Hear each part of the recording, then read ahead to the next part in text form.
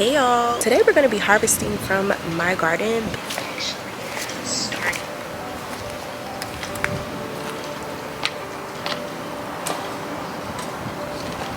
So in this bed I have a lot of my onions and carrots that need to be harvested.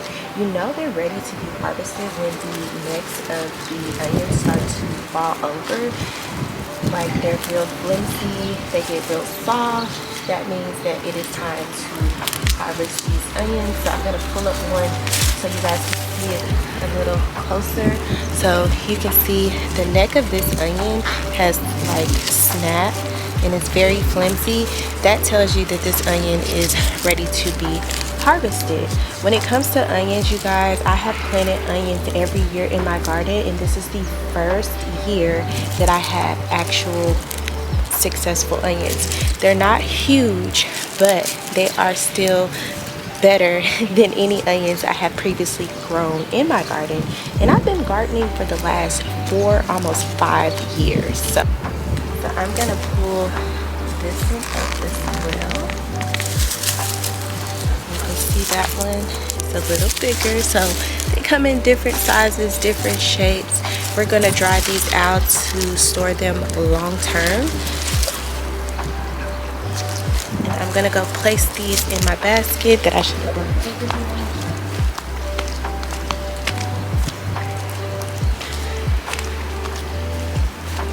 So we're gonna put the onions in our little harvest basket and keep going in to see what other onions are ready to be harvested. This one has fallen over.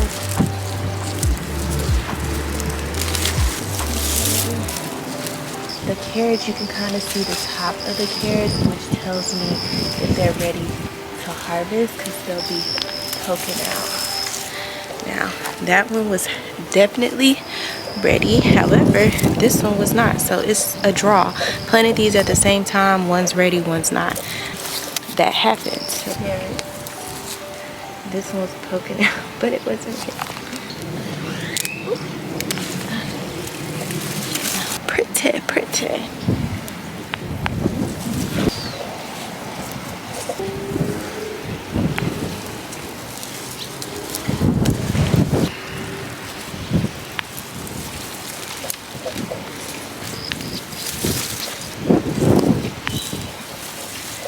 The carrots. Alright guys, so these are all the carrots that I'm gonna pick. I got a basket full of them. I'm gonna take the tops off and I am going to clean them. We're definitely not done though because I still have some other things that need to be harvested. But I wanted to tell you guys the most important thing also when it comes to gardening is to not compare your garden to someone else's garden. So in this garden bed I have some sweet peas that I'm gonna go ahead and pick for you guys and just take them off. Some of them getting a little too big because haven't harvested.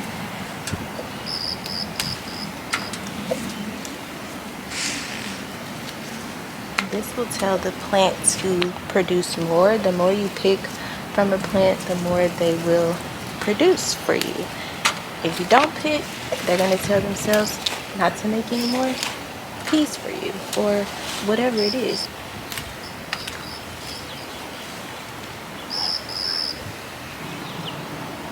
These are thin, so they still have some time to grow. Definitely ready. Let's take a look at these.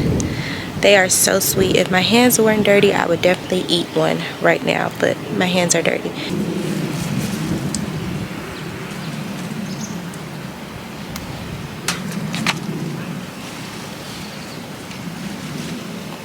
When it comes to planting, you want a companion plant. I like to use the marigold flowers and herbs because a lot of the herbs either attract the bugs or they repel the bugs. So you have to have some sacrificial plants in here that you're going to sacrifice so you can enjoy the other plants in your garden bed. So here I have some dill.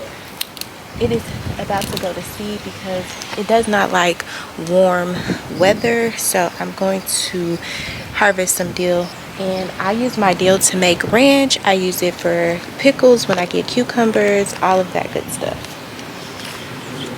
And you can tell that it is going to seed. So you can see the lettuce has started to molt. Now you can take some of this lettuce. So these are nasturtium flowers. These are good pest repellent flowers, but they also attract certain pests, so they like to eat these, but they're edible. They have some edible flowers on those. You want to clean them because pests definitely like to hang out in here, and they're like a peppery type of taste. The leaves are also edible on the nasturtium flower, so that's what the leaves look like, and these just taste kind of like a peppery leafy green. Collard, and you can see that it's starting to get eaten by the pest in the summer, and they're mostly caterpillars that like to eat on my greens, but I have so many, so I'm just gonna let them be until they go to seed. Here are some onions that I have already let flower.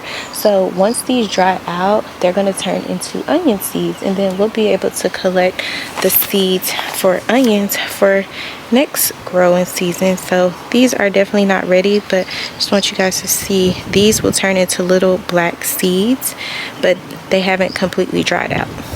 See all the bees in my garden. I used to be afraid of bees, right? I didn't get stung by my first bee until I was 30 in this garden.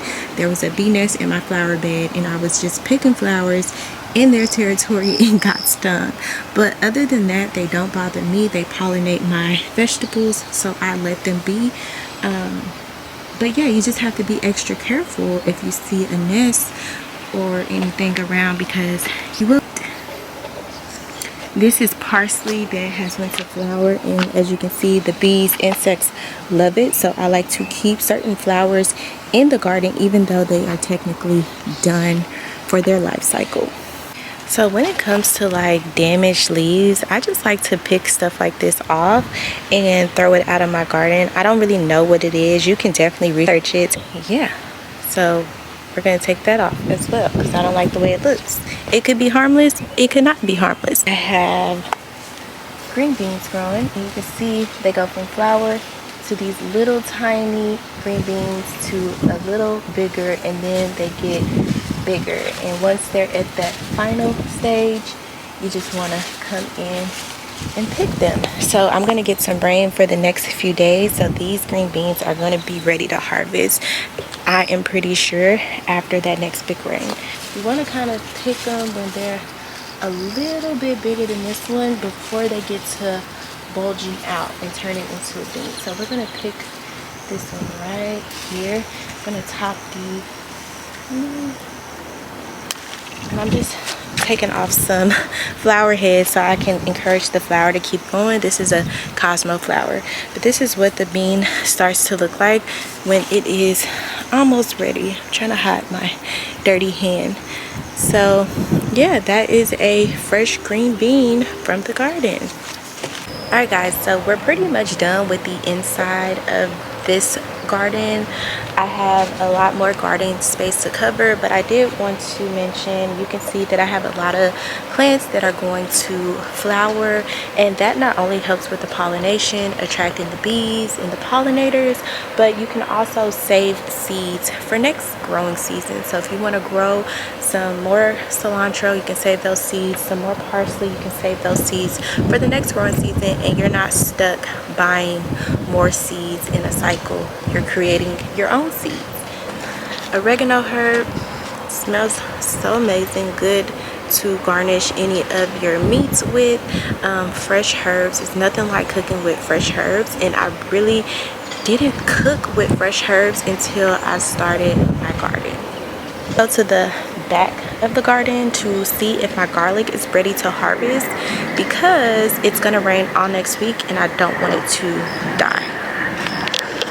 Alright guys, so we're at the back of the garden. I have my garlic bed along with some peppers and tomatoes back here. I'm going to show you guys it, but I want to see if my garlic is ready to be harvested, because it is at its ending stage, and we're getting rain all next week, and I don't want the garlic to get soggy or die off. I want to harvest my garlic. So all right guys, so this is what the garlic looks like. So you always want to check to see if it has at least 1, 2, 3, 4 dead leaves, and this one does have 4. I sometimes like to go 6 just to be extra sure that it's ready to harvest, because you want it to be able to store for a good amount of time. And guys, look, people say, how do you keep the weeds away? You weed as you go. Let's go ahead and harvest this.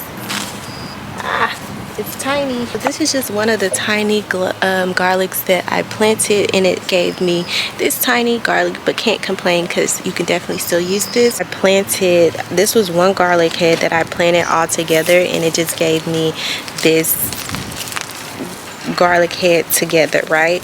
You don't want to do this, but I was being lazy. I like to plant garlic in my beds because it also deters pests. This will be next year's garlic bulb planting. All right guys, so here we have my tomato plant. This is actually a volunteer tomato. So once you start gardening and you plant certain seeds one time, you will forever have those seeds growing in your garden, and that includes tomatoes. So this is a tomato from last season that reseeded itself and planted in my bed. You can always take them out, remove them, replant them somewhere else, but for me, they don't bother me, so sometimes I just leave them. Now, with tomatoes, you have what we call suckers, and these suckers can make more tomato plants, or they can just take energy from your main tomato, and I like to pick them off. I'm not too concerned with them, but sometimes I don't want the plant to get too loud and out of my control, so I like to go in and pick them off just so I can maintain the plant. And this has some type of spotting on it, and it looks a little diseased, so I'm going to pick this out because I don't want it to mess up any of the other plants. I have some peppers back here that we're going to go ahead and harvest. That's one banana pepper. This one back here. Got one more, and they just come off just like that. So in this bed I have more tomatoes. I have some flowers. These are dahlias. They just haven't formed yet. Dahlias. Some of these are volunteer plants, like this zucchini is a volunteer plant. I have potatoes that have volunteered themselves in this bed, and that can be from compost. I have volunteer pepper plants over here. So you get a lot of volunteer plants when it comes to gardening, as you guys can see. Marigolds, more tomato plants, some basil, some more what looks like to be squash plants back there. Lots and lots of volunteer plants. Alright guys, so over here is my bigger expanded garden. I have some watermelon in the middle. I have some of my beans over here. You can see my beans here. So these are bush bean varieties. I have the watermelon cantaloupe patch in the middle, and then over here I have more of my corn, my beans, potatoes, different leafy greens, collards, kale, things like that. So the garden has definitely expanded over time. I did not start off this big. This is just something that grew over time. So you can always start off small. This section here is what I started with when I first started gardening. So 1, 2, 3, 4 beds, and then I added that bed there, and I actually think I added that back bed. So I only started with 3 beds when I first started gardening, and it just has expanded over time. I have my flower gardens in the front, different flowers too. I have some gladioluses over there. That's those long orange looking flowers. So I have definitely expanded over time. So this is what the corn bed looks like. That's all corn there. That's potatoes there. And then I have some mustard greens hanging out on the side. And we're going to pick some of those mustard greens today. So I definitely did a bigger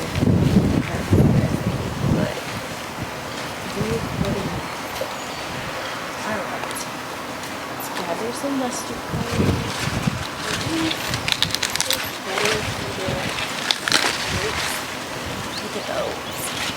Lovely, lovely. They are getting eaten on a little bit, but they'll be alright. That's one of these cards. Sometimes I just think it.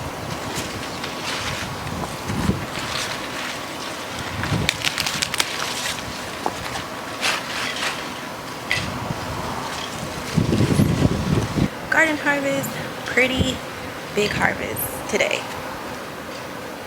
So as you can see, you guys, you can definitely get a good harvest from a backyard garden. It is just going to depend on what type of gardening you want to do. Is it a hobby? Do you want to feed your family? Do you want to turn it into a business where you're growing crops for a farmer's market? What is your ultimate goal of starting a backyard garden? For me, it was something that I did therapeutically as a hobby and as a change of what I put into me and my child's body. Not saying that we're perfect, not saying that we don't eat junk food or eat out, just wanting to make better choices when it came to what we were eating on a daily basis. So starting this garden has not only been therapeutic for me, but it has also been fulfilling in appetite and in life. So you want to figure out what is your end goal with the gardening, because it's not easy, you guys. This is back-breaking work. When you're picking up soil from Lowe's and you're transporting it from the front yard to the backyard, and you're having to dig out weeds and grass and just lift heavy bags of soil, it is not easy. It is not something that's all fun, but it does offer you a workout. It does offer you the ability to get outside and be in touch with nature. If you're thinking that this is just something easy to do, I can tell you it's not. But I love it. I enjoy it. It is something that I would recommend anyone to do. Herbs on my back cabinets, let those dry out, and I use them as I'm cooking. I'll grab from them, or eventually I'll put them in a container to store long term. So for the dill, that's what I'll be doing with the dill until I'm ready to make pickles or make some ranch for Mariah's lunch. So with the onions, I typically like to leave them outside on my patio along with the garlic, so all of these can dry out. I don't cut the stems off of them or anything until they are completely dried out. So that's what we're going to do with these items. So I'm going to go ahead and move these carrots over to my sink. Oh, it's an onion hiding in there. Come on, onion. Drop. Okay. Carrots over to the sink. And then I'm going to get my onions.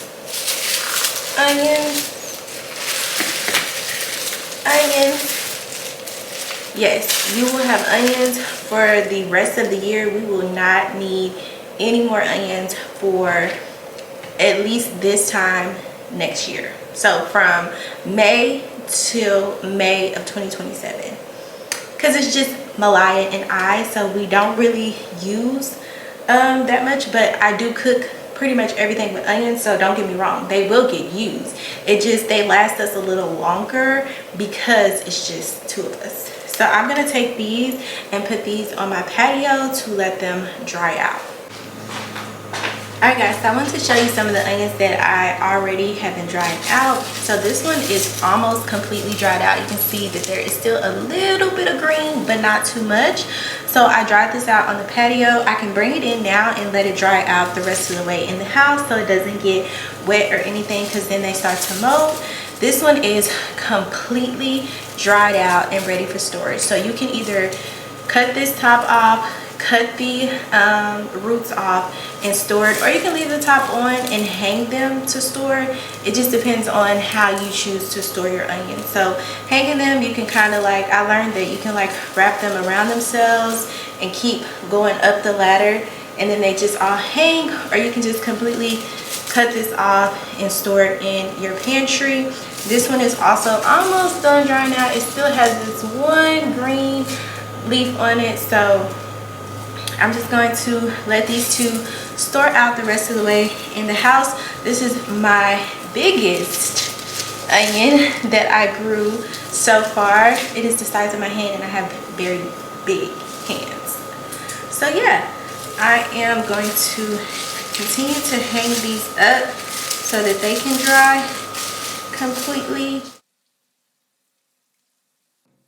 All vegetables that come out of my garden, I like to give them a good wash because I do grow organically, meaning I don't use any pesticides. So a lot of these vegetables and fruits are attracting different types of insects and bugs. So I want to make sure that I'm doing my best to clean these items. But if the bugs don't want your veggies, you shouldn't want them either. Okay, so I'm just going to give it a good wash using cold water, some baking soda, and vinegar. And I do this for every piece of fruit or vegetable that comes from my garden.